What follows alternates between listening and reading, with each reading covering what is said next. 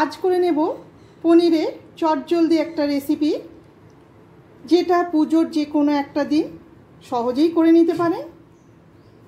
তার রেসিপিটা আমি কি করে নেব সেটাই আপনাদের কাছে তুলে ধরব।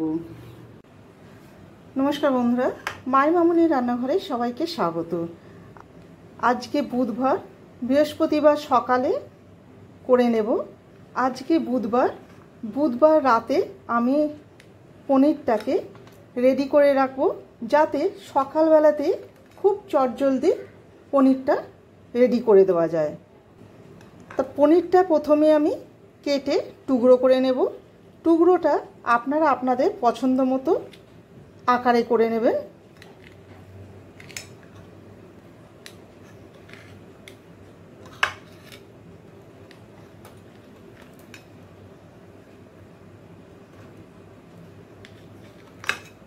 এটা আমি রেডি করে রাখবো যেহেতু, তাই আমি আগের দিন রাতেই পুরো মশলাটা, পনিরের পুরো মশলাটা রেডি করে রাখবো। আর কালকে সকালে কিছু সবজি কেটে পনিরের রান্নাটা করে নেব। পরিমাণ মতো লবণ, অন্তত 2-3 ঘন্টা আগে এটা যদি মাখিয়ে রেডি করে রাখা থাকে, তাহলে কি এর স্বাদটা অনেকটাই বাড়িয়ে দেয়।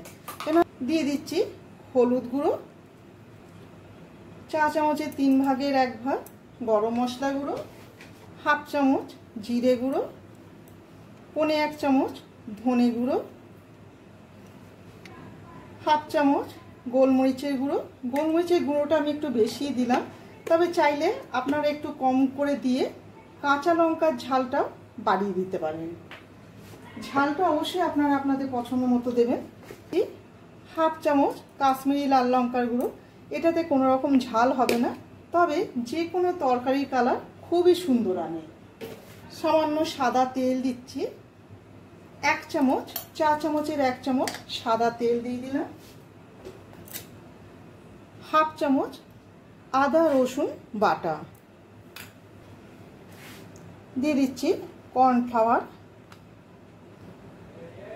প্রায় 1 টেবিল চামচ কর্নফ্লাওয়ার দিয়ে দিলাম। দিয়ে ভালো করে মাখিয়ে নেব। চটজলদি করতে হবে, তাই আমি আগের দিনই পনিরটাকে সব মশলা মাখিয়ে রেডি করে রেখে দেব, পরের দিন করে নেব। এতে কি একটু সুবিধাও হয়, আর পনিরের ভেতরে রসটাও খুব সুন্দর ঢোকে। ঢাকা দিয়ে ফ্রিজে রেখে দেব, অবশ্যই নরমালে। আগের দিন রাতে আমি পনিরটাকে সব রকম মশলা দিয়ে মাখিয়ে রেখে দিয়েছিলাম ফ্রিজে, অবশ্যই নরমাল ফ্রিজে। আজকে সকালে উঠে কড়াতে দিয়ে দিচ্ছি সাদা তেল। সাদা তেলে আমি রান্নাটা করে নেব।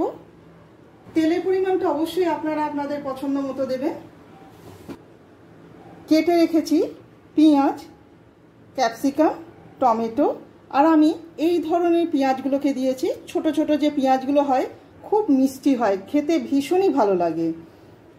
তা এইগুলোকেই আমি 4 টুকরো করে দিয়েছি, কোনো রকম পাপড়ি ছাড়াইনি, প্লেন 4 টুকরো করে রেখেছি। পনিরটাকে কিন্তু আমি ভেজে নেব না, আমি পেঁয়াজ ক্যাপসিকামের সাথে পনিরটা একই সাথে ভেজে নেব। প্রথমে আমি পেঁয়াজটা দিয়ে দিলাম।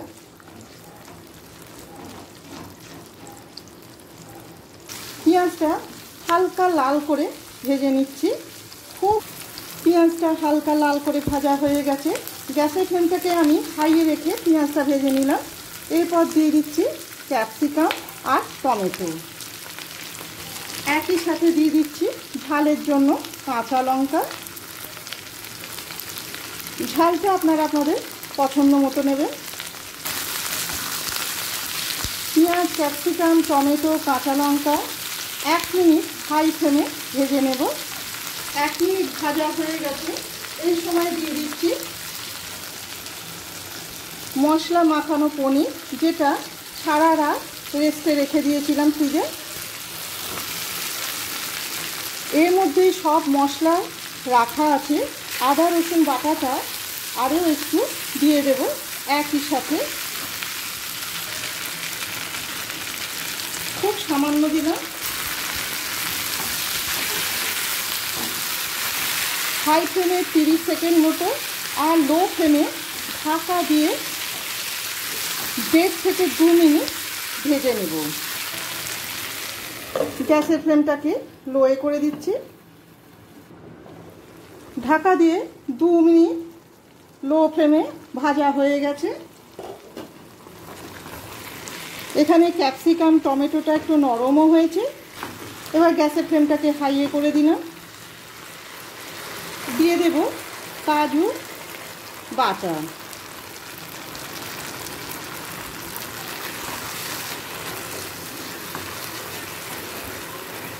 কাজু বাটাটা দিয়েও ভালো করে মিশিয়ে নিচ্ছি। হাই ফ্লেমে 2 মিনিট ভালো করে কষানো হয়ে গেছে। এই সময় দিয়ে দেব 1/2 চামচ চিনি আর দেব কসুরি মেথি। এখন আমি অল্প করে দিলাম, রান্নার শেষে বাকিটা দিয়ে দেব। দিয়ে আরও একবার চিনি আর কসুরি মেথিটা পনিরের সাথে ভালো করে মিশিয়ে নেব। দেখুন, পুজোর কটা দিন আমরা চটজলদি রান্না করে নিলে কি খুব সহজেই আমরা তাড়াতাড়ি বেরিয়ে যেতে পারবো। কেননা দুর্গা পুজোর সময় 4 দিন ধরে পুজো, তার মধ্যে আছে পুষ্পাঞ্জলি, আর সেই সময়টাতেই আমরা সকলের সাথে গল্প গুজব করে সময়টাও কাটাতে চাই।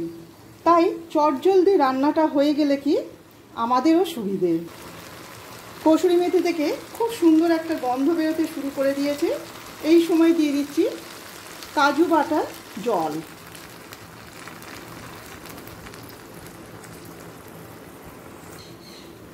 জলটা পনিরের সাথে ভালো করে মিশিয়ে নিলাম। 1 মিনিট হাই ফ্লেমে, 3 থেকে 4 মিনিট লো ফ্লেমে ফুটিয়ে নেবার পর গ্যাসের ফ্লেমটাকে আমি বন্ধ করে নেব।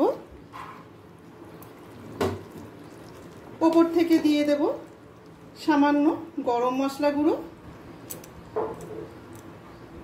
আর দেব বাকি কসুরি মেথি। ব্যাস রেডি চটজলদি পনিরের তরকারি। চটজলদি পনিরের এই রেসিপিটা দেখতে দেখতে ভালো লেগে থাকলে একটা সাবস্ক্রাইব করে দিয়ে চ্যানেলটিকে পাশে থাকবেন। আপনাদের পাশে থাকা আমাদের জন্য অনেক বড় উপহার, আর এগিয়ে যেতে তো সাহায্য করে, আর পরের রান্নাটা করবারও ইচ্ছেটা জাগে। এবার অন্য পাত্রে তুলে নেব।